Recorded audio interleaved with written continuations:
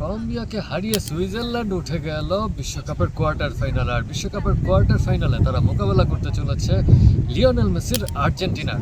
Lionel মেসির Argentina Mohammad সালাহর ইজিপ্টকে হারিয়ে উঠে গেছে বিশ্বকাপের কোয়ার্টার ফাইনালে। এবার আপনাদের সাথে একটু আলোচনা করতে চাই সুইজারল্যান্ড এবং আর্জেন্টিনা ম্যাচের হেড টু হেড নিয়ে।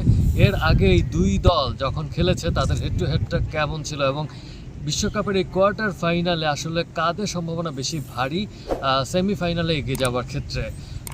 এর আগ পর্যন্ত মোট 7বার সুইজারল্যান্ড এবং আর্জেন্টিনা একে অপরের মোকাবেলা করেছে।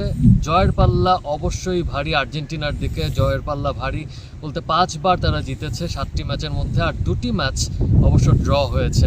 তাই এখনও পর্যন্ত সুইজারল্যান্ড কিন্তু আর্জেন্টিনার বিরুদ্ধে কখনোই জয়ের দেখা পায়নি। তাই সুইজারল্যান্ডের এই ম্যাচটি বেশ কঠিন হতে যাচ্ছে। বিশ্বকাপের মঞ্চে দুই দল 2বার মোকাবেলা করেছে একে অপরের। 1966 সালে একটি ম্যাচ হয়েছিল, সেই ম্যাচে আর্জেন্টিনা গ্রুপ পর্বে সুইজারল্যান্ডের মোকাবেলা করেছিল। সেই ম্যাচে অবশ্য আর্জেন্টিনা 2-0 গোলের ব্যবধানে জিতেছিল। এরপরে 2014 সালের ব্রাজিল বিশ্বকাপে আবারও এই দুই দলের দেখা হয়েছিল।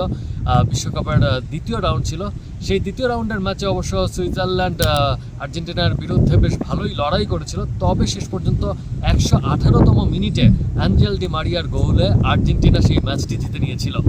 আর সেই অ্যাসিস্টটি এসেছিল কিন্তু লিওনেল মেসির পা থেকে। এই ম্যাচটি অবশ্য আর্জেন্টিনার জন্য খুব একটা সহজ হবে না, কারণ তারা বিগত 2টি ম্যাচ কেপ ভার্দে এবং মিশরের বিরুদ্ধে একটু স্ট্রাগল করেছে। দর্শক মণ্ডলী, আপনাদের কি মনে হয় ম্যাচটি আসলে কেমন হতে যাচ্ছে?